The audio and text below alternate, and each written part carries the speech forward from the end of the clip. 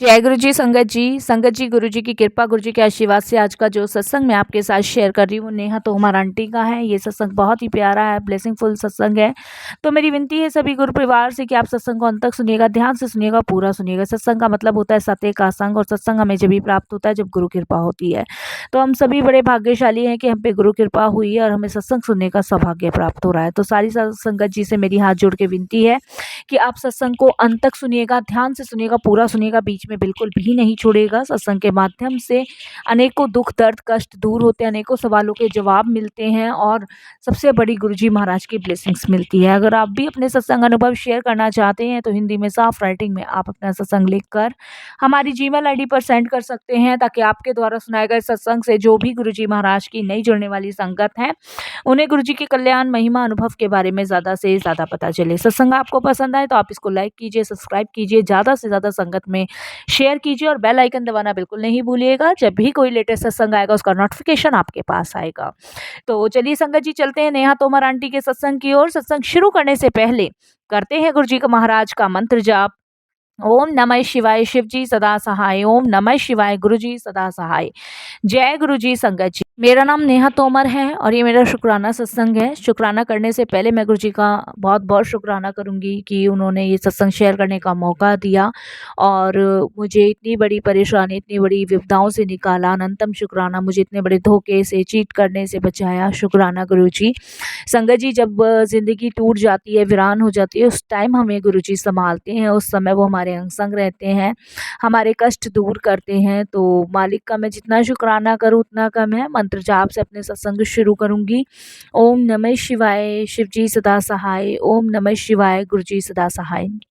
संगत जी, मैं भजनपुरा में रहती हूँ अपने मायके में, और मेरे हस्बैंड संगत जी दिल्ली में रहते हैं, नांगलोई। संगत जी, मेरे पास 2 बच्चे हैं। मेरे मायके रहने का कारण सबसे बड़े मेरे हस्बैंड हैं। संगत जी, जब कहते हैं ना कि अपना ही कोई आपको धोखा दे, आपको चीट करे, तो दिल टूटता नहीं है, ऐसा मन करता है कि बस अब कुछ नहीं रखा, मर जाओ। मैंने बहुत बार संगत जी सुसाइड करने की भी सोची, अपने आप को और अपने बच्चों को लेके, बट बच्चों को देखकर संगत जी कहीं न कहीं रुक जाया करती थी कि इसमें इनका क्या दोष है? दोष तो सारा मेरी किस्मत का ही है। वो तो मेरे मालिक का मैं शुक्राना करती हूँ कि उन्होंने वहाँ पकड़ी मेरी, और मेरे साथ संगत जी चल रहे हैं। गुरुजी मेरे दुःख और सुख में मुझे इतना सपोर्ट कर रहे हैं कि मैं बस शुक्राना ही कर सकती हूँ, कुछ नहीं कर सकती। मैं संगत जी बहुत अभागन औरत हूँ कि जिसके पति ने उसे इतना बड़ा धोखा दिया। मेरी लाइफ भी संगत जी सबकी लाइफ की तरह बहुत अच्छी थी। संगत जी, मेरे जो बड़ी जेठानी हैं, उनके हस्बैंड कोरोना टाइम में चले गए थे। उन पे भी 2 बच्चे हैं, बेसहारा थी। किसी ने उनका साथ नहीं दिया, ना उनके मायके वालों ने दिया, ना ही कोई रिश्तेदार ने दिया। लेकिन मैंने और मेरे हस्बैंड ने संगत जी ये सोच के साथ दिया कि चलो भैया नहीं रहे, लेकिन हम इनको और इनके बच्चों को सहारा देंगे। बट संगत जी, मुझे नहीं पता था कि मेरे ही पीछे ऐसा सब कुछ हो रहा है। संगत जी, मेरे सास-ससुर बहुत टाइम पहले चले गए थे, तो वो 2 हिस्से करके गए थे। एक मेरे जेठ का था, एक हमारा था। तो मेरे जेठ तो दारू-वारू बहुत पीते थे, तो उन्होंने तो सब बेच दिया था। तो मेरे जेठ-जेठानी किराए पे रहते थे, हमारा अपना घर था। संगत जी, मेरे हस्बैंड ने कहा कि ये कहाँ से किराया भरेंगी, क्या करेंगी? तो हमारा ऊपर का रूम खाली है, तो भाभी को और बच्चों को वहीं रख लेते हैं, और कोई बात नहीं, थोड़ा सहारा हम लगा देंगे। मैंने भी संगत जी हाँ भर दिया। मैंने भी यही सोचा कि चलो बच्चे हैं तो घर के ही, और यही मेरी सबसे बड़ी भूल थी। सब अच्छा चल रहा था संगत जी, सब कुछ अच्छा, जब तक मुझे बिल्कुल नहीं पता था। जब मुझे पता चला संगत जी, तब मेरे सामने सरेआम ये सब चीज़ें होने लगी। मैं संगत जी अपने हस्बैंड को बार-बार यही कहती थी, क्योंकि संगत जी ऐसा होता था, मेरे हस्बैंड हर काम, हर चीज़ अपनी भाभी से पूछ के करने लगे। चलो वहाँ तक समझ आता है, लेकिन कुछ पर्सनल चीज़ें होती हैं वो भी संगत जी भाभी से पूछ कर होने लगी। मैं रोकती थी, कलेश होना शुरू हो जाता था। संगत जी, करवा चौथ वाले दिन की बात है, मेरे लिए वो एक साड़ी खरीद के तो अपनी भाभी के लिए भी लाने लगे। मैंने इन सब चीज़ों पे रोकथाम लगाने की कोशिश करी, तो इससे कलेश होने लगी। संगत जी, अपनी ऑफिस से जल्दी आ जाना, घंटों-घंटों ऊपर ही बैठे रहना, अपने बच्चों को बोल के भाभी के बच्चों के लिए करते रहना। और संगत जी, बहुत ऐसी चीज़ें थी जो मैं नोटिस करती जा रही थी, जो मुझे बिल्कुल नहीं पसंद थी। इस वजह से मेरा मेरे हस्बैंड का झगड़ा होना शुरू हो गया और संगत जी वो भी घर में आग लगाने का काम शुरू करने लग गई और संगत जी मुझसे बदतमीजी से दोनों बिहेव करने लग गए, भाभी भी उनकी और वो खुद भी। संगत जी मुझे तो ऐसा समझ लिए जैसे मैं घर की नौकरानी हूँ, बिल्कुल मैं कुछ हुई नहीं इस घर में। सब चीज़ों पे रोक-थाम लगाती थी, कलेश होती थी, कभी-कभी मारना भी शुरू कर देते थे, हाथ भी उठाते थे।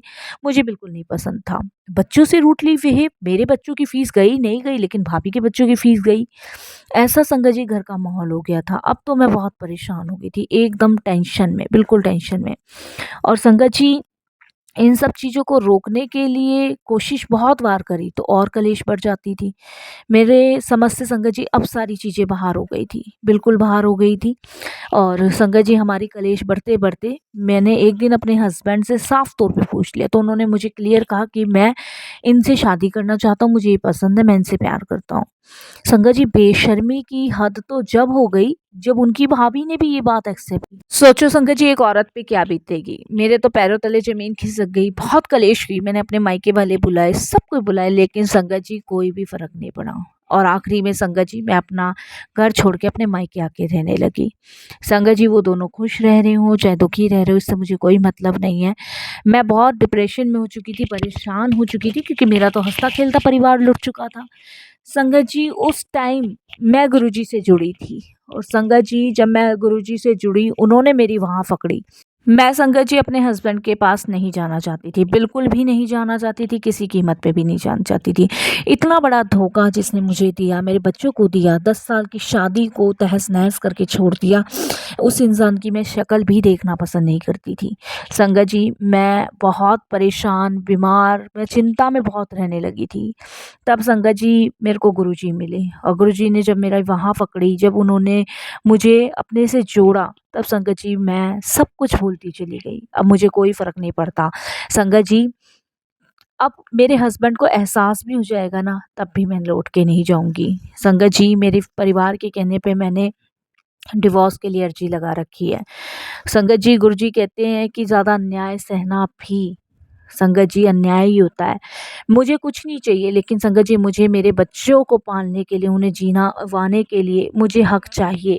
तो संगत जी मैं गुरुजी से बार-बार यही कहती हूँ, बाकी गुरुजी सब आप पे छोड़ा हुआ, जो आपको सही लगे वो आप कीजिए।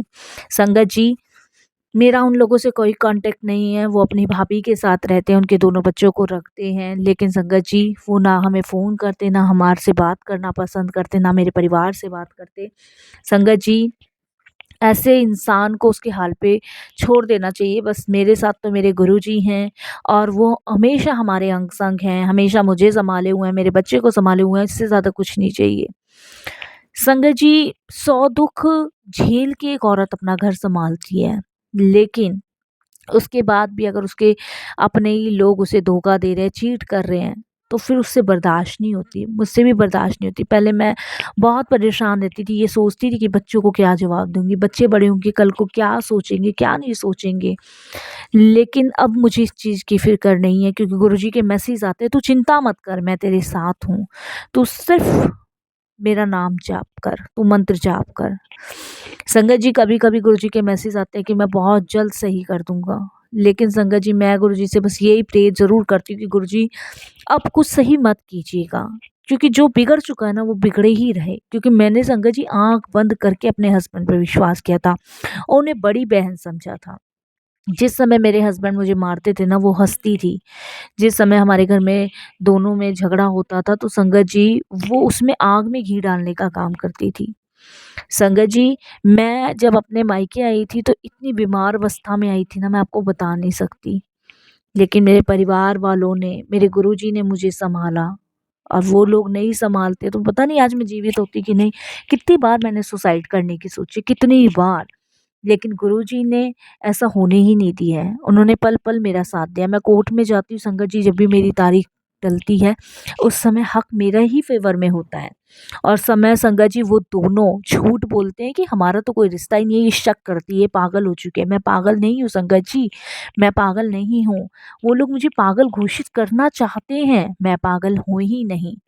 संगत जी ये लोग कितना भी कहें कि मैं पागल हूँ, लेकिन मैं पागल नहीं हूँ। मेरे गुरुजी जानते हैं जिस औरत के साथ ऐसा होता है ना, वो पागल नहीं होती संगत जी, वो सिर्फ बौखला चुकी होती है। मैं बौखला गई थी कि मेरे साथ ऐसा इन लोगों ने किया। संगत जी जब भी तारीख पड़ती है ना, ये दोनों कोर्ट में यही कहते हैं कि हम पे शक करती है, ये खुद रहना नहीं चाहती है, इसका कहीं अफेयर चल रहा है। नहीं संगत जी, अगर मेरा अफेयर चलता तो मेरे गुरुजी मेरा साथ नहीं देते, मेरे साथ मेरे दोनों बच्चे नहीं होते। कितनी बार परिवार वाले कहते हैं संगत जी कि ये बच्चे उसी को दिया, लेकिन संगत जी मैं बच्चे नहीं देती। उसका सबसे बड़ा कारण यही है कि इसमें इनकी क्या गलती है। वो औरत जो अपने ही छोटे देवर के साथ ऐसी गलत हरकतें कर रही है, वो इन बच्चों को क्या रखेगी जब वो अपने बच्चों को अच्छे संस्कार नहीं दे पाई। मेरे 10-11 साल की शादी संगत जी खराब कर दी इस औरत ने। बट संगत जी अब मुझे गुरुजी का सहारा है, गुरुजी का साथ है, मुझे किसी की परवाह नहीं है, किसी की फ़िक्र नहीं है। मेरे साथ मेरे गुरु पिता हैं, मेरे पालनहर्ता है, मेरे जीवन के दाता हैं। सिर्फ़ अब इन्हीं के सहारे मैं अपना जीवन काटना चाहती हूँ। मैंने गुरुजी को कह दिया है। पहले मैं बहुत रोती थी, अब मैं रोती नहीं हूँ। अब सिर्फ़ संगत जी मैं अपने बच्चे पे ध्यान देती हूँ और संगत जी अब मैं जॉब भी करती हूँ। मैं संगत जी एक स्कूल में टीचर हूँ, पढ़ाने जाती हूँ। जब मैं अपने हस्बैंड के साथ रहती थी, जब मैंने नौकरी छोड़ दी थी क्योंकि मेरे ट्विन्स बेबी हुए थे, लेकिन अब मैं एक टीचर हूँ, स्कूल में पढ़ाने जाती हूँ और अपने बच्चों पे ध्यान दे रही हूँ। गुरुजी कहते हैं तू चलती जा, मैं तेरे साथ हूँ। गुरुजी ऐसे-ऐसे सत्संग मुझे सुनाते हैं जिसमें गुरुजी बताते हैं कि तू चिंता मत कर, मैं तेरे साथ था, हूँ और हमेशा रहूँगा। तुझे फ़िक्र करने की कोई ज़रूरत नहीं है। और मुझे विश्वास है जिसके सिर ऊपर तू स्वामी सो कैसे दुख पाए। और संगत जी ये बहुत बड़ी बात है, जब परमात्मा आपके साथ है, जब ईश्वर ने आपका हाथ पकड़ रखा है, फिर इंसान की क्या औकात है जो आपको दुख दे। ठीक है, इन लोगों ने मेरे को दुख दिया, मेरे कुछ बुरे कर्म होंगे जो मेरे सामने आए, लेकिन संगत जी मैं उस औरत को भी क्या कहूँ। सबसे पहले तो मैं अपने हस्बैंड को कहूँगी जिसने बच्चों की फिक्र नहीं करी, मेरी फिक्र नहीं करी। संगत जी घर परिवार समाज की फिक्र नहीं करी, वो किसी के रिश्ते की क्या कदर करेगा।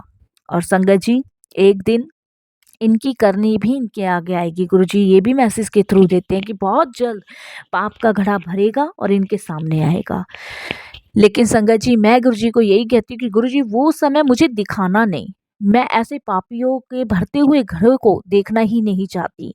बस गुरुजी इनको इनकी करनी का फल आप ज़रूर दीजिएगा जैसा इन्होंने किया है। मेरे बच्चे तो संगत जी बेघर हो गए, मायके में अभी रह रही हूँ, लेकिन मुझे विश्वास है आगे हिम्मत गुरुजी बख्शेंगे, आगे का सहारा भी गुरुजी लगाएंगे और आगे मैं बढ़ती चली जाऊंगी, ये भी गुरुजी करेंगे। बहुत जल्द मैं अपने सपने भी साकार करूंगी, ये भी मुझे विश्वास है। जिसके ऊपर संगत जी भगवान का हाथ होता है ना, उसके साथ कभी बुरा नहीं हो सकता। जितना बुरा मेरे साथ होना था ना हो गया, अब तक हो गया, लेकिन अब नहीं। मैंने अपनी तरफ से पूरी कोशिश करी संगत जी अपना घर बचाने की, ये मेरे गुरुजी जानते हैं, पूरी कोशिश। मैंने सोचा ना बिगड़े मेरा घर, ना बिगड़े, ना मेरे हस्बैंड मेरे बीच में कोई अनबन हो। मैंने पूरी कोशिश करी, लेकिन संगत जी जब कहते हैं ना आग दोनों तरफ से लगी हो तो वो बुझने का नाम ही नहीं ले सकती। तो संगत जी उधर वो लेडीज़ बढ़ती जा रही थी, इनकी भाभी, और इधर मेरे हस्बैंड बढ़ते चले जा रहे थे, तो फिर कैसे संगत जी कोई थम सकता था। तो संगत जी बीच में घर बचाने वाला तो खुद ही उस आग में झुलस गया, तो वही मेरे साथ हुआ। बाकी अभी संगत जी मेरे गुरुपा मेरे साथ हैं, वो मुझे संभाले हुए हैं, सब उन्हीं पे छोड़ रखा। मुझे विश्वास है कि आगे का रास्ता, आगे का मार्ग भी मेरे गुरुजी ही दिखाएंगे जब मैंने उनके ऊपर छोड़ा है। तो शुक्राना गुरुजी, आप मेरे जीवन में आए, आपने मुझे अपने चरणों से लगाया, आपने अपनी संगत के रूप में मेरे गुरुपा मुझे चुना। आपके लिए लख लख शुक्राना करती हूँ, जितना भी शुक्राना कर सकूँ गुरुजी कम ही लगता है, क्योंकि अब आपके बिना मेरा कोई भी नहीं है, कोई भी नहीं। अब आप ही के सहारे हैं गुरुपा, और सारी संगत जी से भी मैं अरदास करूंगी कि गुरुजी से मेरे लिए और मेरे बच्चों के लिए अरदास कीजिएगा कि हमारे जीवन में जो भी कुछ हो रहा है वो जल्द से जल्द ठीक हो, और जल्द से जल्द ये कोर्ट कचहरी के चक्कर भी ख़त्म हो गुरुजी महाराज, ताकि हम अपना जीवन शांतिपूर्वक काट सकें। क्योंकि संगत जी मैं नहीं चाहती उस गंदे लोगों की शक्ल देखना, उस कोर्ट कचहरी की शक्ल देखना। मैं एक साधारण इंसान हूँ, सच्ची इंसान हूँ, जो सिर्फ अब अपना जीवन गुरु के चरणों में और अपने बच्चों को पालने में लगाना चाहती हूँ।